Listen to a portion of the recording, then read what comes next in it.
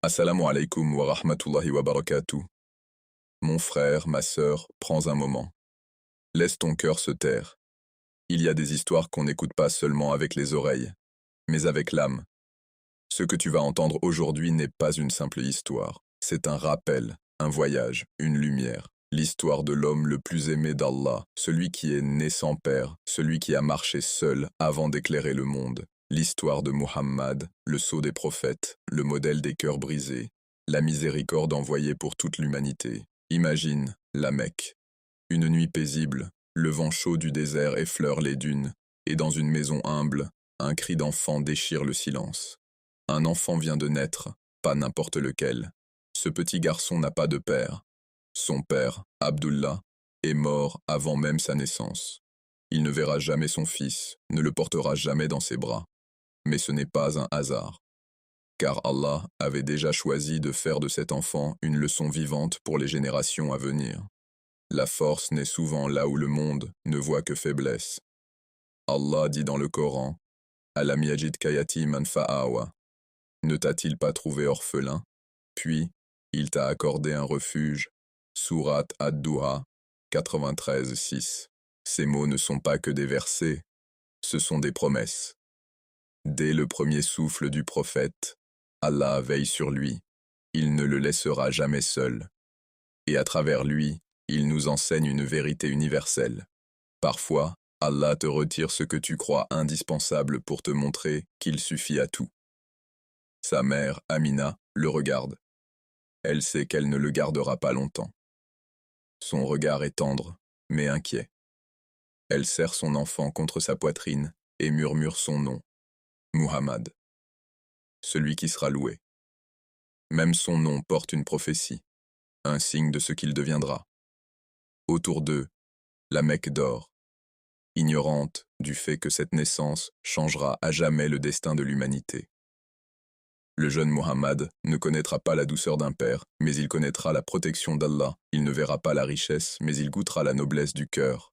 Sa vie entière sera une démonstration de ce verset, et ton Seigneur t'accordera certes, et tu seras satisfait. Ad-Duha 93:5. Dans les premières années de sa vie, il est confié à une nourrice, Halima as-Sadiya, une femme simple du désert. Et c'est là que le premier miracle se produit. Avant même qu'elle ne le prenne, sa monture est lente, ses brebis ne donnent plus de lait, la sécheresse frappe son foyer. Mais dès qu'elle prend le petit Muhammad dans ses bras, tout change. Sa monture retrouve sa vigueur, son lait revient, ses champs refleurissent. Elle comprend alors que cet enfant n'est pas comme les autres. Les tribus autour d'elle murmurent, il porte la bénédiction d'Allah, et c'est vrai, même bébé, il apporte la baraka.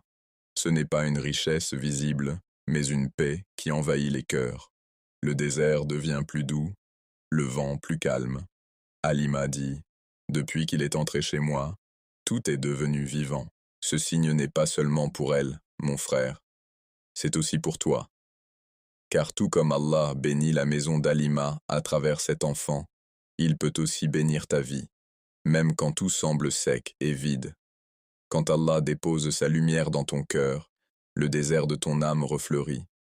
Ce que tu croyais perdu revient autrement, plus pur, plus vrai. Et dans ce désert, Muhammad grandit, entouré du silence et du souffle du vent. Il ne joue pas comme les autres enfants. Parfois, il s'assoit seul, observant le ciel. Son regard cherche déjà quelque chose de plus haut, de plus vaste. Ce n'est pas un enfant ordinaire. Il ressent déjà le monde différemment. Il voit la beauté dans la création, la justice dans l'équilibre du ciel et de la terre. Allah le prépare. Il ne lui donne pas une enfance facile, mais une âme forte. Il ne lui offre pas des privilèges, mais des leçons. Et chaque larme, chaque solitude, chaque nuit froide dans le désert n'est pas une douleur inutile. C'est un pas vers la mission qu'Allah lui destine. Car avant d'être un prophète pour le monde, Muhammad est un homme façonné par l'épreuve, la patience et la miséricorde divine. Le petit Muhammad grandit, mais la vie continue de le priver de ce que les autres enfants ont.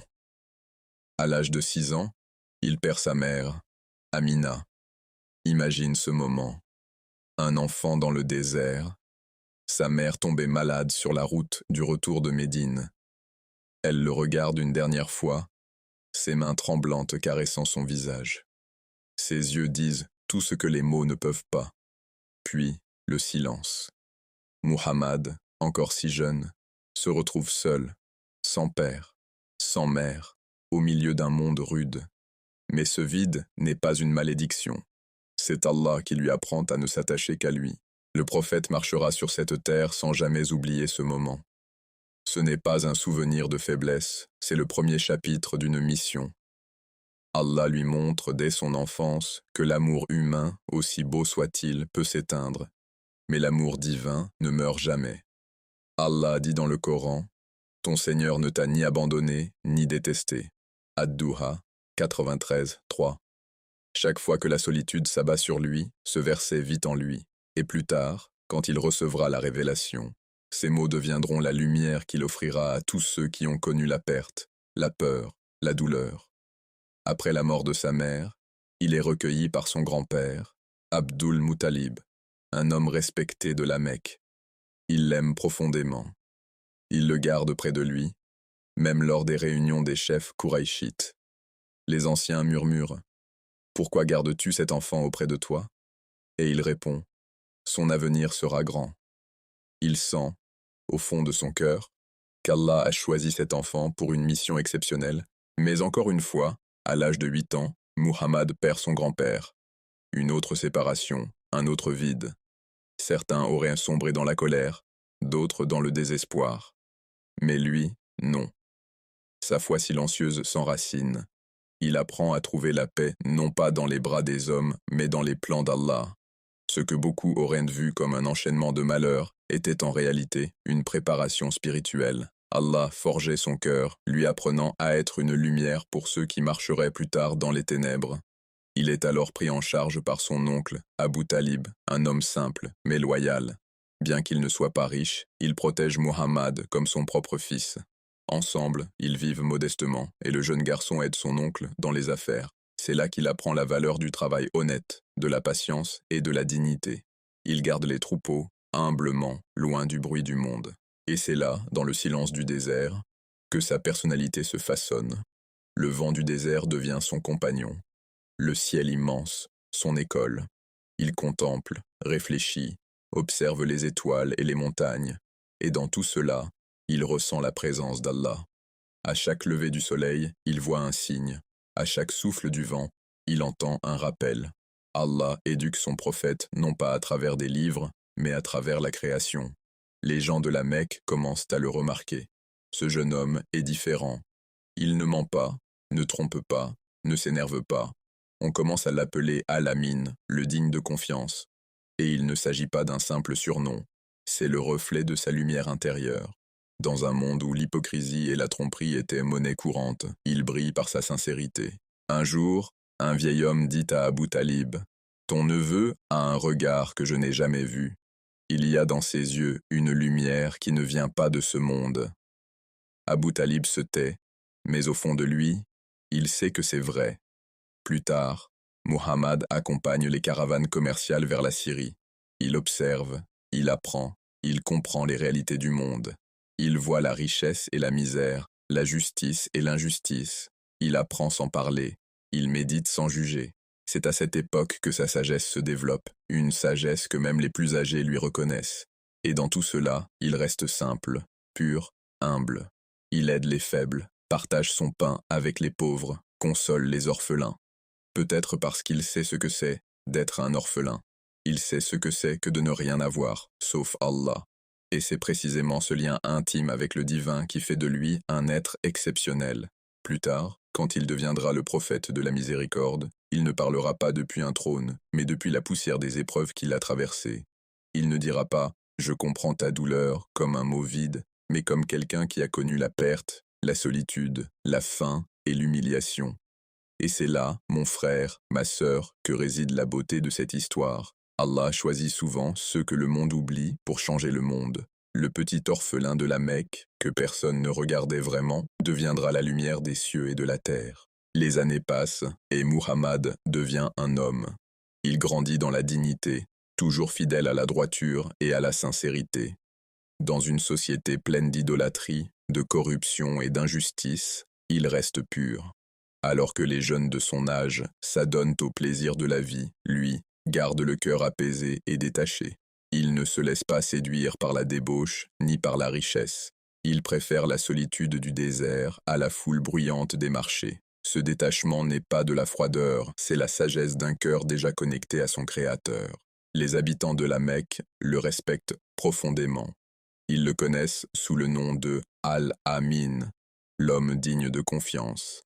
Les marchands lui confient leurs biens, les familles lui confient leurs secrets, les voyageurs lui confient leurs espoirs. Il ne trahit jamais. Sa réputation traverse les ruelles de la Mecque, jusqu'aux oreilles d'une femme noble et respectée, Khadija bint Khuwaylid, radiallahu anha. C'est une femme d'affaires, riche et intelligente, connue pour sa sagesse et sa pureté. Elle entend parler du jeune Muhammad et décide de lui confier la gestion d'une de ses caravanes commerciales. Lorsqu'il part pour la Syrie, au service de Khadija, il prouve encore une fois sa droiture. Il revient avec des bénéfices exceptionnels, mais surtout avec le témoignage d'un de ses serviteurs, Maysara, qui raconte à Khadija ce qu'il a vu. « Jamais je n'ai vu un homme comme lui. Il est juste, doux, et lorsque le soleil brûlait, un nuage semblait le suivre pour l'abriter. » Ce signe, discret mais divin, touche profondément le cœur de Khadija. Elle comprend que cet homme n'est pas comme les autres. Avec le temps, elle développe pour lui une admiration sincère, mêlée de respect et de tendresse. Et bientôt, elle lui propose le mariage. Muhammad accepte avec gratitude. À 25 ans, il épouse Khadija, âgée de 40 ans. Leur union est un cadeau d'Allah, un amour pur, sincère, sans intérêt.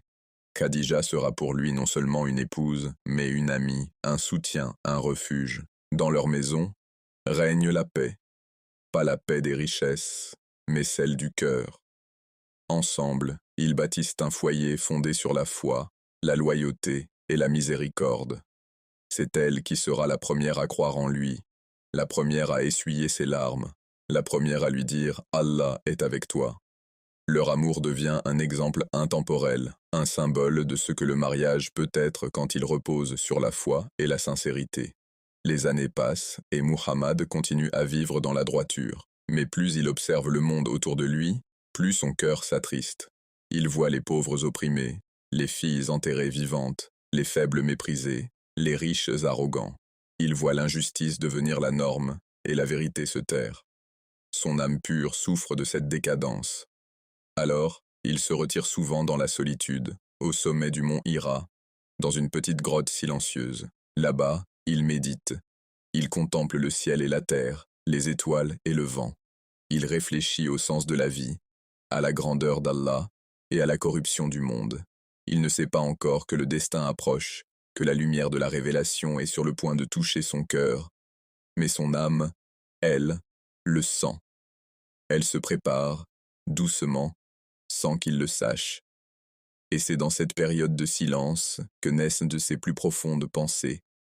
Il se demande pourquoi l'homme oublie son Créateur, pourquoi il se soumet à la pierre alors qu'il devrait se soumettre à celui qui a créé le ciel et la terre.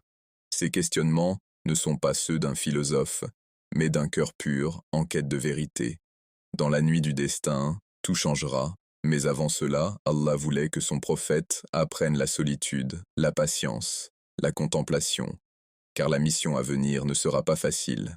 Elle exigera un cœur formé dans la douleur, une âme trempée dans la foi et une force née de l'endurance. Muhammad ne sait pas encore que les anges le regardent déjà, que le ciel se prépare à s'ouvrir, que la parole divine va descendre sur son cœur. Il ne sait pas encore que ce silence du désert sera bientôt remplacé par une lumière qui illuminera le monde entier. Et pourtant, au fond de lui, il ressent une paix étrange, une paix qui précède toujours les grands changements. Allah dit dans le Coran: « Ceux qu'Allah veut guider, il leur ouvre la poitrine à l'islam. » Sourate Al-An'am, 6125. Son cœur s'ouvre lentement vers ce destin immense, et la terre entière s'apprête à entendre, à travers lui, la parole d'Allah. C'était une nuit comme les autres, silencieuse, paisible. Muhammad s'était retiré dans la grotte de Hira, cherchant la solitude, comme il en avait l'habitude. Le vent soufflait doucement sur les rochers, et la lune éclairait faiblement les murs de pierre. Il méditait, son cœur lourd, mais tourné vers Allah. Il ne savait pas que cette nuit allait changer le cours de l'histoire pour toujours. Soudain, dans ce calme absolu, une lumière apparut. Une présence immense, majestueuse, envahit la grotte. L'ange Jibril alayhi salam apparut devant lui et lui dit « Ikra ». Lis. Muhammad, tremblant, répondit « Je ne sais pas lire ». Mais l'ange le serra contre lui, encore une fois. « Ikra ». Lis, au nom de ton Seigneur qui a créé. Ces paroles résonnèrent dans son cœur comme un écho divin. Le premier verset du Coran venait d'être révélé. Ikra bismi rabbika alladhi khalaq lis, au nom de ton Seigneur qui a créé. Sourate Al-Alaq, 96-1. Son cœur battait fort. Son souffle était court. Il sortit de la grotte, tremblant, bouleversé. Le monde venait de changer, mais il ne le savait pas encore. Tout ce qu'il savait, c'est qu'il venait de vivre quelque chose d'au-delà du monde des hommes. Il descendit précipitamment du mont Hira et courut vers sa maison, le cœur en panique. Lorsqu'il entra, Khadija le vit, le visage pâle, les mains tremblantes. Il dit « Couvre-moi, couvre-moi » et elle le couvrit d'un tissu chaud, sans poser de questions. Puis, lorsqu'il se calma un peu, il lui raconta ce qu'il venait de vivre. Il dit « J'ai eu peur pour ma vie ». Khadija, avec une tendresse infinie, posa sa main sur son cœur et lui dit « Non, par Allah, Allah ne t'abandonnera jamais. Tu soutiens les orphelins, tu nourris les pauvres, tu accueilles l'étranger, Allah ne t'humiliera jamais. » Ce furent des mots d'amour, mais aussi des mots de foi. Elle fut la première à croire en lui, la première à comprendre que ce moment n'était pas une folie, mais une mission. Elle le conduisit chez son cousin, Waraka ibn Naufal, un homme pieux et érudit, connaissant les écritures anciennes. Lorsqu'il entendit le récit de Muhammad, il eut les larmes aux yeux et dit « C'est le même ange qu'Allah a envoyé à Moïse. Si je vis encore lorsque ton peuple te chassera, je te soutiendrai. » Ces mots surprirent le prophète. « Ils me chasseront ?» demanda-t-il. Waraka répondit « Oui, car aucun homme n'a jamais apporté un message semblable au tien sans être combattu. » À partir de ce jour, Muhammad sut que sa vie ne serait plus jamais la même. Il comprit que cette lumière descendue du ciel n'était pas seulement pour lui, mais pour toute l'humanité. Et même si la peur le traversait encore, une certitude grandissait dans son cœur. Allah l'avait choisi. Les jours suivants furent silencieux. Plus de révélations, un silence lourd, presque insoutenable. Le prophète doutait parfois, se demandant s'il avait bien compris. Mais c'est justement dans ces moments de silence qu'Allah préparait son cœur. Car avant de porter le poids de la révélation, il fallait que son âme apprenne la patience et la foi absolue. Puis, un jour, la lumière revint. L'ange Jibril apparut à nouveau, portant les paroles d'Allah. « Ya ayyuhal muddassiru, kum fa'anzir, ô toi qui es enveloppé. Lève-toi et avertis. » Sourate Al-Mudaththir 74, 1-2. C'est là que tout commença. Le silence de la grotte se transforma en appel au monde. Muhammad n'était plus seulement un homme, il était désormais le messager d'Allah. Il se leva, non plus tremblant de peur, mais rempli de lumière. Son regard portait désormais la mission de guider les hommes vers la vérité. Il savait que ce chemin serait difficile, rejet, solitude, persécution, mais son cœur était prêt. Car celui qu'Allah choisit ne marche jamais seul. Et Khadija, toujours à ses côtés, continua d'être son pilier, son réconfort. Le prophète dira plus tard, « Elle a cru en moi quand les autres m'ont rejeté. Elle m'a soutenu de sa richesse quand les autres m'ont privé, et Allah m'a accordé des enfants à travers elle. » Cette phase fut le début de la lumière, une lumière descendue du ciel, portée par un homme né orphelin, mais choisi pour être miséricorde pour les mondes. Wama arsalnaka illa rahmatan lil alamin, et nous ne t'avons envoyé que comme miséricorde pour l'univers. Sourate Al-Anbiya, 21-507. Ainsi commence la plus grande histoire jamais racontée, celle d'un homme simple, pur, guidé par la main d'Allah pour changer la face du monde. Les jours passaient, et la lumière du message commença à s'étendre doucement, comme l'aube qui perce la nuit. Le prophète savait désormais que sa mission était d'appeler les hommes à l'unicité d'Allah, à la vérité, à la lumière, mais il savait aussi que ce message, pur et simple, serait rejeté par beaucoup. Pourtant, il ne recula pas. Avec douceur et patience, il commença par inviter les plus proches, ceux dont le cœur pouvait comprendre avant les oreilles. Le premier à répondre fut son ami fidèle, Abu Bakr radiallahu anh, un homme au cœur pur et à la fois limpide. Sans hésitation, il crut. Puis vint Ali ibn Abi Talib radiallahu anh, encore jeune, mais déjà d'un courage immense. Ensuite, Zayd ibn Haritha, son fils adoptif, qui aimait le prophète plus que sa propre vie. Et bien sûr, Khadija radiyallahu anha, qui avait déjà cru avant tout le monde. Voilà les premiers croyants, les premières âmes touchées par la lumière. Leur foi était sincère, silencieuse, mais solide comme la montagne. Ils priaient, secrètement, souvent dans les vallées de la Mecque, loin des regards curieux. Le prophète enseignait le Coran à voix basse, et les versets descendaient peu à peu, réchauffant leur cœur comme le soleil du matin réchauffe la terre froide. Mais bientôt, Allah lui ordonna de se lever et d'avertir son peuple publiquement. Wa anzir ashiratak al-akrabin, et avertis les gens qui te sont les plus proches. Surat Ash-Shu'ara 26, 214. Alors il monta sur la colline de Safa et appela les tribus de Quraïsh. Tous vinrent, curieux, pensant qu'il avait une nouvelle importante à leur annoncer.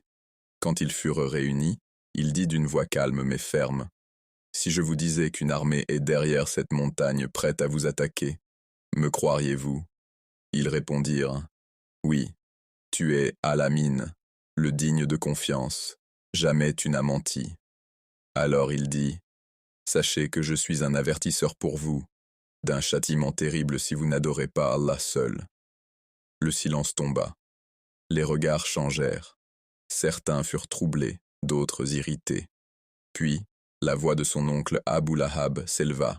« Périsses-tu, Muhammad? Est-ce pour cela que tu nous as réunis ?» Et Allah révéla, « Tabat yada Abi Lahabin wa tabba, que périssent les mains d'Abu Lahab et que lui-même périsse. » Surat Al-Masad 111, 1. Ce fut le début du rejet, le début de la douleur. Le prophète, lui, continua sans haine, sans colère, mais avec une patience que seul un cœur soutenu par Allah pouvait porter. Il marchait dans les rues de la Mecque, la tête haute, portant le message du Créateur au milieu d'un peuple plongé dans l'orgueil et l'idolâtrie. Les persécutions commencèrent, les riches se moquaient, les puissants faisaient pression. Les esclaves convertis furent torturés sans pitié. Parmi eux, Bilal ibn Rabah, radiallahu anh, un homme noir, simple, mais au cœur de lion. On le faisait coucher sur les pierres brûlantes du désert, un rocher sur la poitrine, et on lui disait « Renie ton Dieu ». Mais il répétait, d'une voix faible mais ferme « Ahad, Ahad, un, un ». Chaque cri, chaque larme montait vers le ciel, et Allah voyait tout. Wallahu alimun bil-zalimin, et Allah est parfaitement connaisseur des injustes. Surat Al-Baqarah 2,95. Le prophète regardait ses compagnons souffrir, le cœur serré, mais il disait « Patientez, ô mes frères, car j'entends déjà les pas du paradis sous vos douleurs. » Mais malgré la douleur, la lumière ne s'éteignit pas. Elle grandissait, lentement mais sûrement. Les versets du Coran descendaient comme des gouttes de miséricorde sur un désert brûlant. Les cœurs se réveillaient, les âmes s'adoucissaient, et la Mecque commençait à trembler. Non par la guerre, mais par la vérité. Les Quraïsh tentèrent d'acheter le silence du prophète. Ils lui offrirent richesse, pouvoir, femme, tout ce qu'un homme pouvait désirer. Mais il répondit, « Si vous mettez le soleil dans ma main droite et la lune dans ma main gauche pour que j'abandonne ce message, je ne le ferai jamais. » Voilà la grandeur du prophète. Il ne parlait pas pour lui-même, mais pour Allah. Son cœur battait non pour la gloire du monde, mais pour la lumière du ciel. Et c'est dans cette lumière que les premières graines de l'islam furent plantées, dans la douleur, dans la persécution, mais avec une foi si forte qu'aucune tempête ne pouvait l'éteindre. Les années passèrent, et l'opposition à l'islam devint plus violente. Les Quraïsh ne supportaient plus la présence du prophète ni le message qui menaçait leur pouvoir et leurs idoles. Ils tentèrent de le faire taire par la peur, la honte et la douleur. Mais ce qu'ils ignoraient, c'est que celui qu'Allah protège ne peut être brisé. Le prophète continua de prêcher, doucement, patiemment, dans les ruelles de la Mecque. Il parlait au cœur, pas aux oreilles. Ses paroles n'étaient pas celles d'un roi ni d'un conquérant, mais celles d'un homme que la vérité brûlait de l'intérieur. Il disait Ô mon peuple, dites la ilaha illallah, et vous réussirez. Ces mots simples résonnaient comme un tremblement de terre. Car dire il n'y a de Dieu qu'Allah, c'était refuser les idoles, refuser l'orgueil, refuser l'injustice. Ces mots, dits dans la douleur, résonnent encore aujourd'hui comme la plus belle preuve de foi. À ce moment précis, Jibril alayhi salam descendit et lui dit « Ô Muhammad, si tu veux, je ferai écraser cette ville entre deux montagnes. » Mais le prophète répondit, le regard plein de lumière malgré le sang, « Non, je veux qu'Allah fasse sortir de leurs descendants des gens qui l'adoreront seuls. » Ce fut la grandeur du prophète. Pardonner quand il pouvait se venger, aimer quand il était haï, prier quand il était blessé. Et c'est là qu'Allah lui prépara un honneur qu'aucun autre prophète n'avait connu. Car après la douleur de Taïf, viendrait le voyage céleste, Al-Isra ou Al-Mi'raj, un signe que même lorsque le monde te rejette, le ciel t'accueille. Et ainsi, l'homme né orphelin, rejeté par les siens, blessé par le monde, allait bientôt monter là où aucun homme n'avait jamais été autorisé à aller, dans la présence de son Seigneur. Après tant d'épreuves, Allah décida de consoler son messager d'une manière qu'aucun cœur humain n'aurait pu imaginer. Une nuit bénie, l'ange Jibril alayhi salam vint le chercher pour entreprendre un voyage miraculeux, Al-Isra ou Al-Miraj, le voyage nocturne et l'ascension céleste. Ce n'était pas seulement un voyage dans le temps et l'espace, mais un voyage du cœur, du chagrin terrestre à la lumière divine. Transporté sur Al-Bourak, une créature plus rapide que la lumière, le prophète quitta la Kaaba à la Mecque pour se rendre à la mosquée Al-Aqsa à Jérusalem. Là, il mena la prière devant tous les prophètes avant lui, un signe puissant qu'il était le sceau des prophètes, celui qui compléterait leur mission. C'était un moment symbolique. Tous les messagers, d'Adam à Isa alayhi salam, se tenaient derrière lui, reconnaissant sa place en tant que dernier envoyé d'Allah. Puis commença la seconde partie du voyage, l'ascension vers les cieux. Jibril l'accompagna à travers les 7 cieux, et à chaque niveau, un prophète l'accueillait. Adam, Yahya, Isa, Yusuf, Idris, Haroun, Moussa, et enfin Ibrahim alayhi salam, adossé à la maison peuplée, Al-Bayt al-Mamour. Chaque rencontre était un message, la fraternité des prophètes, la continuité de la mission divine, la preuve que malgré les souffrances de ce monde, la lumière d'Allah triomphe toujours. Mais le moment le plus bouleversant fut lorsqu'Allah accorda au prophète l'honneur suprême, s'approcher d'une proximité spirituelle qu'aucun ange ni prophète n'avait jamais atteinte. Le Coran dit, puis il s'approcha et descendit encore plus bas, jusqu'à une distance de 2 portées d'arc ou plus près encore. Sourate An-Najm 53, 8, 9. Dans cette proximité divine, Allah offrit au prophète un cadeau éternel pour toute sa communauté, la prière, salat. Ce moment fut une marque d'amour, car la prière deviendrait la connexion directe entre chaque croyant et son Créateur. Le prophète revint sur terre, apaisé, renforcé, illuminé. Ce voyage n'était pas un rêve, c'était une vérité, un miracle destiné à guérir son cœur et à affermir sa foi avant la mission ultime à Médine. Au retour du voyage, le prophète partagea ce qu'il avait vécu. Les Mécois se moquèrent de lui, affirmant qu'un homme ne pouvait parcourir un tel trajet en une seule nuit. Pourtant, il décrivit avec une précision parfaite les lieux qu'il avait visités, au point que même les caravaniers confirmèrent ses paroles. Ce fut une épreuve de foi. Les croyants y virent la grandeur d'Allah, tandis que les hypocrites s'enfoncèrent dans le doute. Mais au milieu de cette tempête, un homme se leva sans hésiter. Abu Bakr, radiyallahu anhu, disant simplement « S'il l'a dit, alors c'est vrai ». C'est ainsi qu'il gagna le titre de As-Siddiq, le véridique. Cet épisode révéla une vérité éternelle. La foi ne se mesure pas par la logique humaine, mais par la confiance absolue en Allah. Le prophète, à travers ce miracle, enseigna à sa communauté que même lorsque la vie semble impossible, Allah peut ouvrir des portes que personne ne voit. Ce voyage n'était pas seulement le sien, c'était un message à chaque croyant. Ne désespère jamais, car au moment le plus sombre, Allah t'élèvera. De retour à la Mecque, son cœur n'était plus le même. Il portait désormais la lumière du ciel, une lumière qui ne s'éteindrait jamais. Peu après, un nouvel espoir s'ouvrit, les portes de Médine. Allah préparait le terrain pour le second grand chapitre de l'islam, la hijra. La douleur s'effaçait peu à peu, remplacée par la promesse d'un avenir plus grand. Chaque moment de ce voyage enseignait une leçon profonde. Quand la vie te brise, c'est peut-être qu'Allah prépare ton cœur à monter plus haut. Quand tu perds tout, c'est peut-être qu'il t'appelle à revenir vers lui. Comme le prophète, tout croyant connaîtra un Isra ou un mirage intérieur, une ascension du désespoir vers la paix. Et c'est ainsi que la mission entra dans une nouvelle ère, celle de la migration vers Médine, non pas comme un homme brisé, mais comme le porteur d'une lumière éternelle.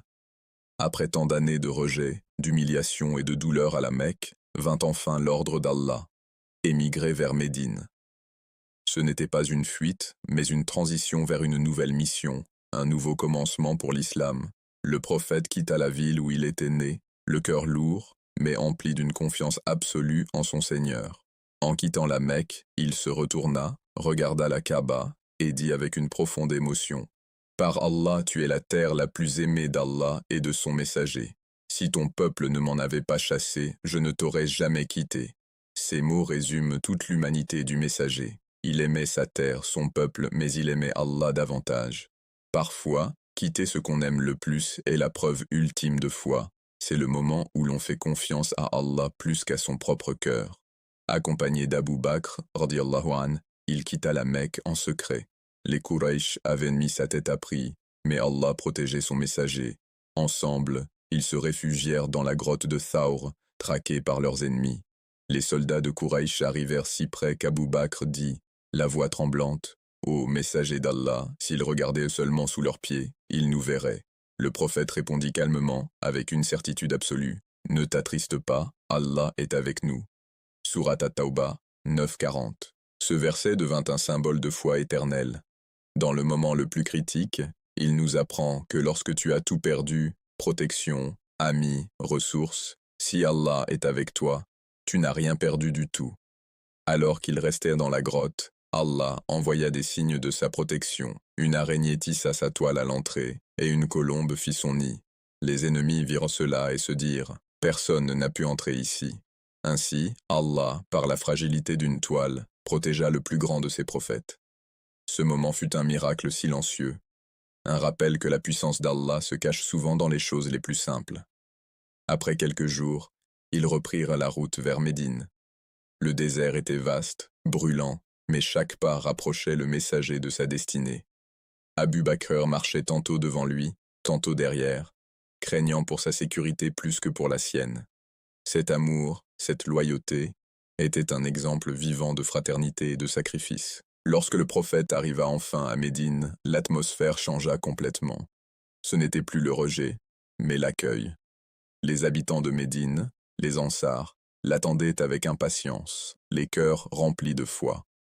Quand il entra dans la ville, les rues résonnèrent de chants. Tala'a al-Badru alayna min thaniyati al-Wada. La pleine lune s'est levée sur nous depuis les vallées de Wada. C'était un moment d'amour pur, de renaissance spirituelle. L'islam avait trouvé sa demeure terrestre. Les premiers musulmans, persécutés pendant des années, pouvaient enfin prier librement, bâtir une communauté, vivre leur foi, sans peur. Ce n'était pas seulement une migration physique, mais une migration du désespoir vers l'espérance. À Médine, le prophète établit les fondations d'une société juste et équilibrée. Il bâtit la mosquée du prophète, qui devint le cœur de la communauté. Là, il enseigna, guida et consola. Autour de lui, les croyants formaient une famille unie par la foi, non par le sang. Les pauvres, les riches, les arabes, les non-arabes, tous égaux devant Allah. Il institua la fraternité entre les muhajiroun et les ansars, leur demandant de partager leurs biens, leurs maisons, leur vie. Jamais, dans l'histoire du monde, une telle fraternité n'avait été vue. Mais même dans cette paix nouvelle, le prophète n'oubliait jamais d'où il venait. Chaque prière, chaque sourire, chaque mot portait le souvenir de la Mecque, des années de patience et de foi. Il enseignait à ses compagnons que chaque épreuve passée n'était pas vaine. Elle était une préparation. En vérité, avec la difficulté vient la facilité. Surat Ash-Shar, 94:6. Ce verset prenait tout son sens. Après la douleur vint la victoire. Après les larmes vint la lumière. Le prophète montra à ses compagnons que toute souffrance, si elle est vécue avec foi, finit toujours par ouvrir la voie à un bien plus grand. À Médine, il bâtit une nation sur la justice, la miséricorde et l'amour. Il n'était pas seulement un chef religieux, mais un enseignant, un père, un guide pour les cœurs perdus. L'homme qui était né orphelin, rejeté et sans soutien, devint le leader de millions d'âmes à travers les siècles. Et c'est là toute la beauté de son histoire. Allah ne laisse jamais ses serviteurs fidèles dans la poussière. Il les élève, parfois à travers les larmes, parfois à travers les pertes, jusqu'à ce qu'ils atteignent la lumière qu'il leur avait promise. La vie à Médine n'était pas seulement un moment de paix, c'était aussi le début de grandes responsabilités. Le prophète n'était plus seulement un guide spirituel, il devint un chef, un juge, un enseignant, un père pour toute une communauté. Chaque jour, des gens venaient à lui, cherchant des réponses, une direction, une lueur d'espoir dans leurs épreuves. Son cœur portait le fardeau de chaque douleur, mais jamais il ne se plaignait. Il écoutait, il consolait, il pardonnait. Malgré le succès de l'islam, les batailles commencèrent. Badr, Uhud, Khandak, des moments durs, où la foi des croyants fut mise à l'épreuve. À Badr, les musulmans étaient peu nombreux, mal équipés, mais pleins de foi, et contre toute attente, ils triomphèrent. Pas par la force des armes, mais par la force du cœur. Le prophète, cette nuit-là, leva ses mains vers le ciel, les larmes aux yeux, priant pour sa communauté jusqu'à ce que son manteau tombe de ses épaules. C'était un homme qui aimait son peuple plus que lui-même. Mais toutes les batailles n'étaient pas des victoires. À Uhud, les flèches ennemies pleuvaient et le sang coulait. Le prophète fut blessé, son visage ensanglanté, sa dent brisée. Certains crurent que tout était perdu. Pourtant, même dans la douleur, il dit « Ô Allah, pardonne à mon peuple, car ils ne savent pas. » Quelle grandeur d'âme! Là où la plupart d'entre nous répondraient par la colère, lui répondit par la miséricorde. Ces moments de guerre n'étaient pas seulement des luttes physiques, mais aussi spirituelles.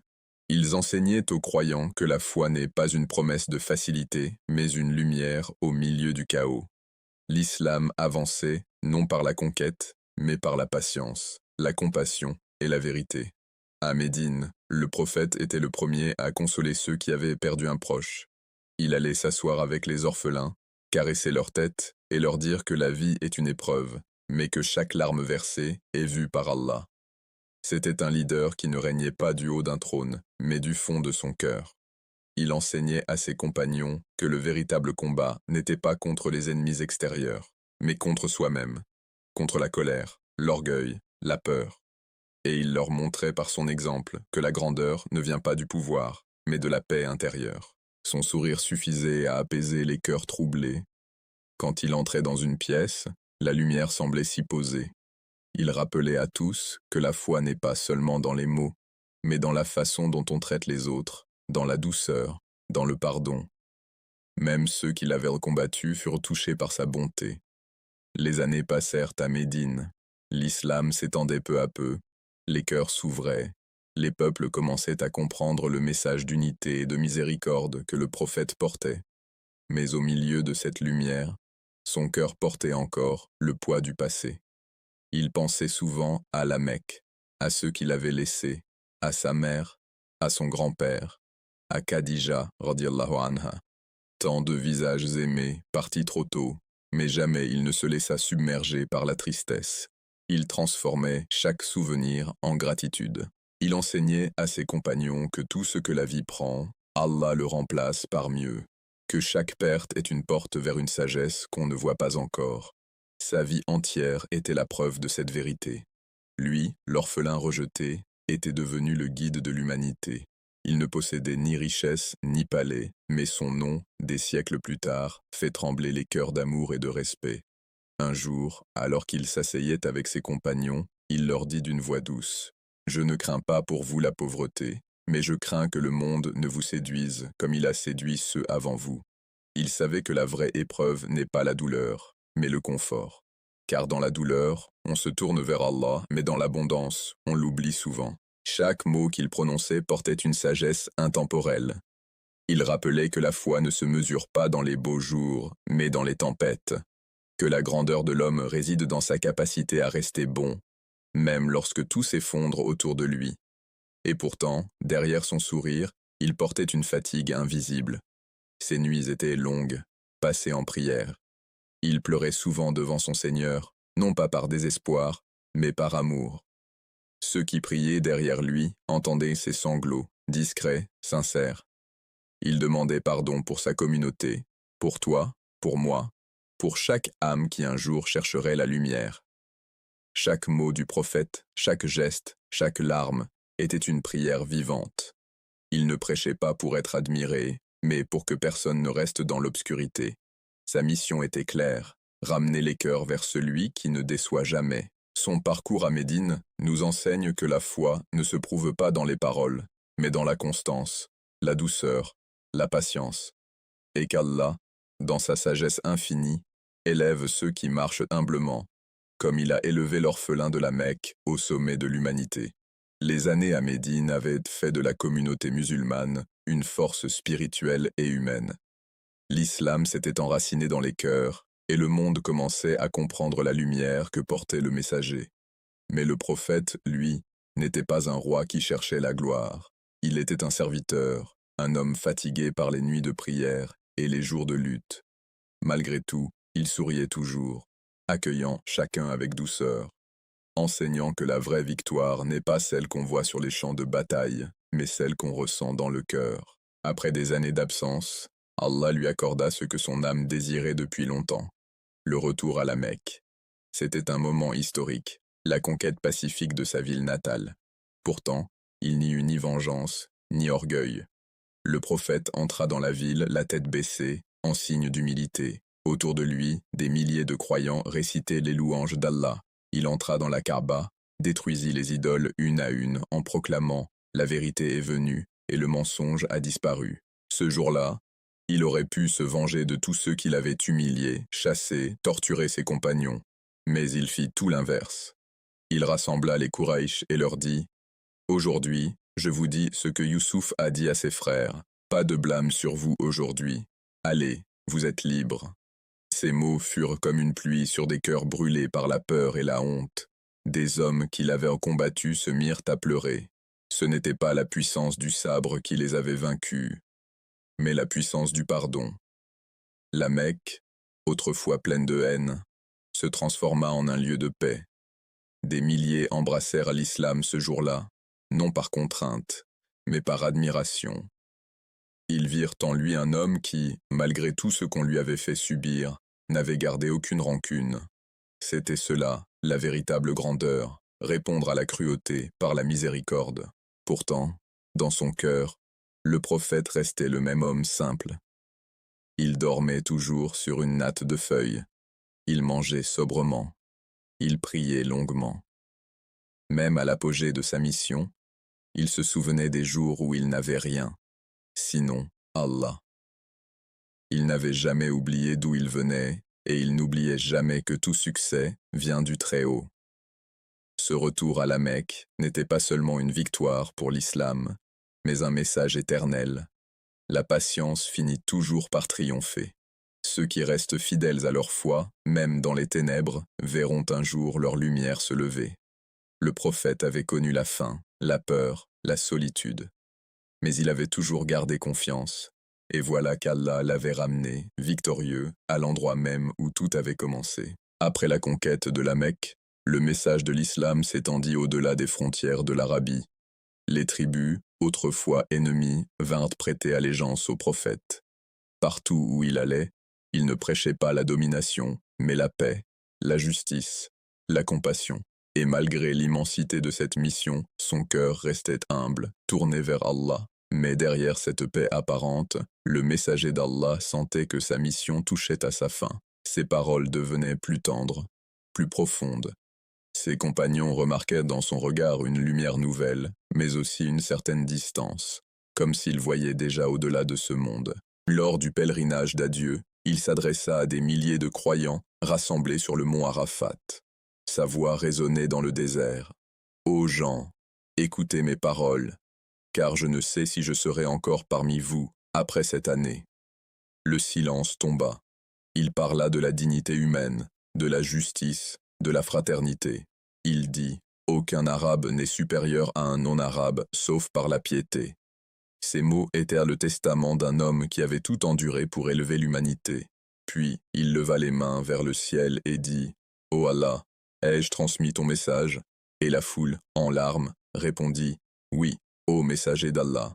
Il répéta 3 fois, chaque fois plus fort, plus ému. « Ô Allah, sois témoin ». Ces mots marquaient la fin d'une mission, mais le début d'un héritage éternel. En redescendant du mont Arafat, il récitait souvent « Aujourd'hui, j'ai parachevé pour vous votre religion et accompli sur vous mon bienfait ». Ces mots, révélés à ce moment précis, étaient la couronne de toute une vie. De retour à Médine, son visage paraissait fatigué. Il priait plus longtemps, parlait moins. Il savait que l'heure approchait. Ses compagnons, eux, ne comprenaient pas encore. Ils voyaient son sourire, mais pas le poids qu'il portait. Il leur laissait, sans le dire, son dernier enseignement, celui de la sérénité face à la mort. Un soir, il se rendit au cimetière de Baki.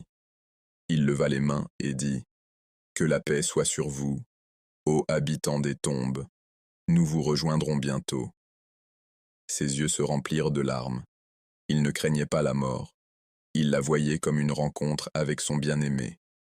La grandeur du prophète réside dans cela.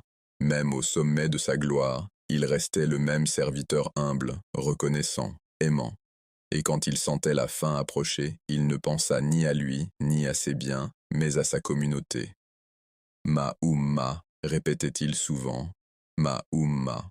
Les jours qui suivirent furent empreints d'une douceur mélancolique. Le prophète ressentait la fatigue du corps, mais son esprit restait apaisé, connecté à Allah d'une manière que nul ne pouvait comprendre. Il continuait à sourire, à conseiller, à prier pour sa communauté. Ses compagnons remarquaient qu'il se rendait de plus en plus souvent au cimetière, qu'il pleurait en priant la nuit, qu'il murmurait des mots que seul Allah pouvait entendre. Son épouse Aïcha, qu'Allah l'agrée, racontait plus tard que le messager d'Allah avait commencé à dire souvent « Le choix m'a été offert entre ce monde et ce qui est auprès d'Allah, et j'ai choisi ce qui est auprès d'Allah. » Son état s'aggrava lentement. Il souffrait de fièvre intense, mais il refusait de se plaindre. Il se levait malgré la douleur pour diriger la prière, jusqu'au jour où il n'en eut plus la force. Il demanda alors à Abou Bakr de conduire la prière à sa place, un signe discret que son temps était venu. Même affaibli, il restait soucieux de l'ordre, de la guidance, de la continuité de la foi. Ses compagnons pleuraient, incapables d'imaginer leur vie sans lui. Un matin, alors qu'il ne pouvait presque plus parler, il fit un effort immense pour soulever le rideau de sa chambre et regarder les fidèles prier derrière Abou Bakr. À cette vue, il sourit. Ce sourire, Aïcha dira plus tard, fut comme un rayon de soleil. C'était le sourire d'un homme rassuré. Il voyait sa mission accomplie, la foi vivante, la lumière transmise. Puis, il laissa retomber le rideau. Ce fut la dernière fois que ses compagnons le virent vivant. Dans ces derniers instants, il demanda à Aïcha de le soutenir. Sa tête reposait sur ses genoux, et il murmura encore des prières, demandant pardon pour sa communauté, bénédiction pour ceux qui viendraient après lui. Puis il leva le doigt vers le ciel et répéta doucement « Ar-Rafiq al-Allah, Ar-Rafiq al-Allah » vers le compagnon suprême. Ce furent ses derniers mots. Le silence tomba sur Médine. Un silence que personne n'avait jamais ressenti. Les compagnons refusèrent d'y croire. Umar, bouleversé, cria « Celui qui dit que le messager d'Allah est mort, je le frapperai. Il n'est pas mort, il est parti rejoindre son Seigneur comme Moïse est parti avant de revenir. » Mais Abou Bakr, la voix tremblante, entra, découvrit le visage du prophète, l'embrassa et dit « Tu étais beau vivant et tu es beau mort. » Puis il sortit et dit à la foule « Ô gens, celui qui adorait Muhammad, sachez que Muhammad est mort, mais celui qui adore Allah, sachez qu'Allah est vivant et ne meurt jamais. » Ces paroles apaisèrent les cœurs, mais une douleur profonde resta. Le prophète avait quitté ce monde, mais son message, lui, était plus vivant que jamais. Ce n'était pas la fin d'une histoire, c'était le début d'une lumière qui allait traverser les siècles. Les jours qui suivirent furent remplis de larmes, de prières, de silence. Médine, cette ville bénie, paraissait vide sans lui. Les enfants, les femmes, les hommes. Tous pleuraient, celui qui les avait guidés, aimés, consolés. Mais au fond de cette tristesse se trouvait une paix, la certitude qu'il avait accompli parfaitement sa mission et que chaque souffle de sa vie avait été pour Allah et pour son peuple. Abou Bakr et les compagnons l'ensevelirent dans la chambre d'Aïcha, la même où il avait rendu l'âme. Et pendant qu'ils versaient en la terre sur lui, chacun réalisait que le monde venait de perdre le plus pur des êtres, mais que son exemple resterait une direction éternelle. Les années passèrent, les royaumes naquirent, les empires tombèrent, mais son nom ne s'éteignit jamais. Chaque appel à la prière, chaque La ilaha illa Allah, Muhammadur Rasul Allah, rappelait au monde l'homme qui avait apporté la lumière à une époque d'obscurité. Il n'était plus là, mais il vivait dans chaque prière, dans chaque cœur sincère. Le prophète n'a jamais cherché la richesse, ni le pouvoir. Il est mort sans or, ni palais, mais il a laissé un héritage que rien ne peut égaler. La foi, la justice, la paix et l'amour d'Allah. Il a enseigné au monde que la véritable grandeur ne réside pas dans ce que l'on possède, mais dans ce que l'on donne. Et toi qui écoutes cette histoire aujourd'hui, toi qui ressens parfois la solitude, la perte, la fatigue, souviens-toi, tu n'es jamais seul. Le même Allah qui a soutenu son prophète dans les ténèbres de la caverne, dans la faim, dans la peur, est le même qui t'écoute aujourd'hui. Quand tout semble perdu, répète dans ton cœur, Allah est avec moi. Parce que cette histoire, ce n'est pas seulement celle d'un homme né orphelin, c'est l'histoire de chaque âme qui tombe et se relève, de chaque cœur qui cherche la lumière. C'est un rappel que même quand la vie te prend tout, Allah te prépare pour quelque chose de bien plus grand. Et quand tu te sens brisé, souviens-toi de celui qui a souri alors que le monde entier lui tournait le dos. Souviens-toi du prophète Muhammad, celui qui a changé le monde, non pas avec la force, mais avec la douceur, la patience et l'amour.